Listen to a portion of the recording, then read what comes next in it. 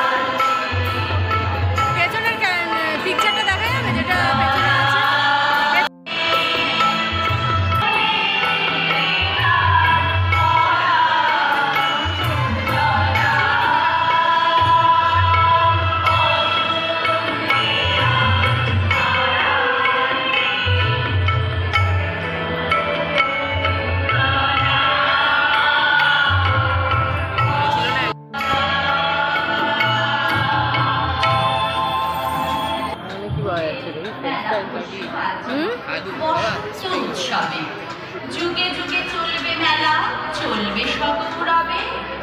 এই তো ছোট্ট মেলা, বেশি আমার দেশ, ফল ফসলে।